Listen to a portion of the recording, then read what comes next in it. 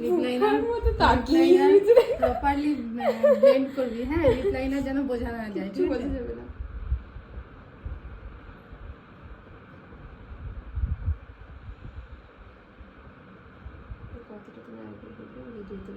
হয়ে গেছে। ক্লায়েন্ট যদি এরকম করে তাহলে কেন আমাদের বুক করে?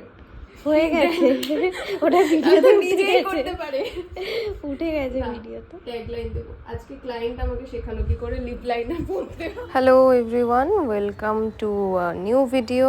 তো আজকে চলে এসেছি মর্নিংয়ের একজন এঙ্গেজমেন্ট ব্রাইডকে নিয়ে, আর ভর দিনের বেলাতে ছাদে উঠে ভয়েস ওভার দিচ্ছি, সেই জন্য আশেপাশের প্রচুর আওয়াজ আসতে পারে। কিন্তু আমার কোথাও এখন যখন শুনি তখন মনে হয় যে বন্ধ ঘরে ভয়েস ওভারের যে মজা, তার থেকে বাইরে যখন পাখি কিচিরমিচির করে সেটা বোধহয় বেশি ভালো লাগে। যাই হোক, তো ফার্স্টে আমি ইউজ করলাম এমরালিস, অ্যান্ড দেন তারপর আমি এখানে ইউজ করলাম ভালো করে একটা প্রাইমার। সেটা ছিল স্ম্যাশ বক্সের প্রাইমারটা ছিল অয়েল কন্ট্রোল প্রাইমার। যেহেতু গরম পড়েই গেছে, তাতে যাতে সোয়েটিংয়ের প্রবলেমটা কম হয়, যাতে অয়েলটা কম বেরোয়, সেই কারণে এই প্রাইমারটা ইউজ করা। আর যেহেতু ওর অকেশনটা এসিতে ছিল, সেই কারণে কিন্তু আমি এমরালিসটা ইউজ করেছিলাম। তারপর এখানে বেকার ইলুমিনেটার ইউজ করলাম, আর এয়ার ব্রাশের বুকিং ছিল দিদির, তো এয়ার ব্রাশ দিয়ে ফাউন্ডেশন করে নিলাম। টু ফেস্টের একটা কনসিলার ইউজ করলাম, আর তারপর O2O এর ব্লাশ ইউজ করলাম।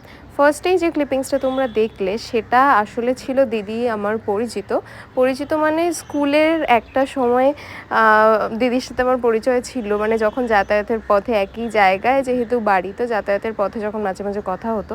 তারপরে বোধহয় দীর্ঘ 10-12 বছর কোনো কথাবার্তা হয়নি, কারণ ওই রকম যে সবসময় কথা হতো ওরকমও নয়। তো সেই কারণে আমরা যখন অনেক দিন পর যখন দেখাও করলাম, তখন সেই পুরোনো ভাইবটা থেকেই গেছিলো, যাতে গিয়ে প্রচুর হাসাহাসি আমরা করছি।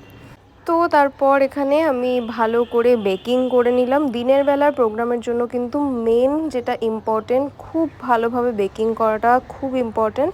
তো সেই কারণেই হুডা বিউটির ইজি বেক দিয়ে বেক করলাম। আর তারপর আই মেকআপের পর এখানে আমি টু ফেস্টের কন্ট্রোর দিয়ে কন্ট্রোর করছি, আর হুডা বিউটির গ্লোইশের ব্লাশ থেকে ব্লাশার ইউজ করলাম।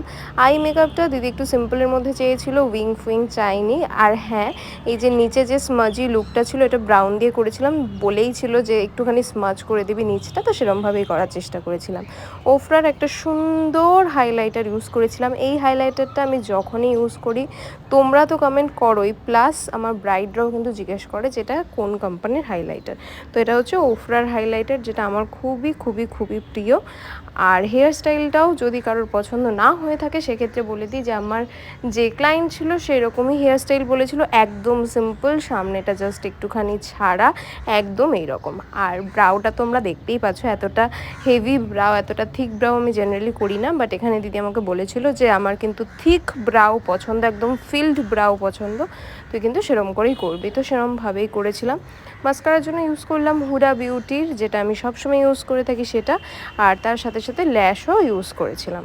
আসলে যারা থিক আইব্রো ক্যারি করতে পারে তাদের ফেসে আমি দেখেছি থিক আইব্রো ড্র করার পর বেশ ভালো লাগে, কিন্তু আমাদের মতো যারা ক্যারি করতে পারে না তাদের একটুখানি টাচ আপ করলেও মনে হয় যেন অনেক কিছু। তারপর এখানে আমি ইউজ করলাম আমার খুবই প্রিয় একটা লিপস্টিক, সেটা হচ্ছে স্ম্যাশ বক্সের গুলাবে। আমার খুব প্রিয় গুলাবে আর বে ব্যালার্ড, এই দুটো সেটা আমার ভীষণই পছন্দ হয়, কারণ যে কোনো স্কিন টোনকে খুব সুন্দর করে কমপ্লিমেন্ট করে, সেই কারণে যে টোন দুটো সেই দুটো আমার এতটা প্রিয়। আর তারপর এখানে ভালো করে আমি ইউজ করে নিচ্ছি মেকআপ ফিক্সার। ফার্স্টে ইউজ করলাম স্ম্যাশ বক্সের ফিক্সার, যেটা স্কিনটাকে ভালো করে হাইড্রেটেড রাখবে, স্কিনটাকে ড্রাই হতে দেবে না। আর তারপর আমি ইউজ করছি হুডা বিউটির ওয়াটারপ্রুফ ফিক্সার, যেটা মেকআপটাকে লক করবে, মেকআপটা যাতে কোনোভাবে খারাপ না হয়ে যায় সেটাকে লক্ষ্য রাখবে, মানে সেটাকে আর কি লক করে রাখবে, এটাই ব্যাপার। আর একটা ছোট্ট টিপ পরিয়ে দিলাম। তার সাথে সাথে এখানে আমি ভালো করে পুরোটা দেখে নিচ্ছি যাতে কোনো প্রবলেম না হয়। আর তারপর আমি এখানে জুয়েলারিটা পরিয়ে দিচ্ছি। খুব সুন্দর একটা হার কিনেছিল, তো এই জুয়েলারিটাই পরিয়ে দিলাম। কিন্তু হ্যাঁ, যেহেতু এটার সাথে একটা বড় কানের দুল ছিল, তো সেটা পরেনি। তার সাথে একটা ছোট স্টার্ট পরেছিল, যেটাতে বেশ ভালো লাগছিল, কারণ যেহেতু লেহেঙ্গাটা এত সুন্দর, তার সাথে জুয়েলারিটাও এত হেভি, তারপর যদি এত বড় বড় ইয়ারিং পরতে একটু বেশি বাড়াবাড়ি হয়ে যেত। আর ফ্লাওয়ার টাওয়ার সব কিছু দিদি অ্যারেঞ্জ করেছিল, মানে রিয়েল ফ্লাওয়ারের বদলে এই ফ্লাওয়ারগুলোকেই প্রেফার করেছিল। আর এখানে ওই অ্যাজ ইউজুয়াল যেরকম ওনার শট একটা নিই সেই শটটা নিয়েছিলাম, কিন্তু আর অ্যাড করতে খেয়াল ছিল না পরে গিয়ে। যাই হোক, তোমরা নিচে কমেন্টে প্লিজ জানিও যে কীরকম লাগলো লুকটা, কোন জিনিসটা তোমাদের ভালো লাগলো বা কোন জিনিসটা তোমাদের খারাপ লাগলো সেটা নিচে কমেন্টে জানিও, কারণ তোমাদের কমেন্ট থেকে আমি বুঝতে পারি যে তোমরা কোনটা ভালোবাসছো কোনটা নয়। তো চলো আজকের মতো টাটা।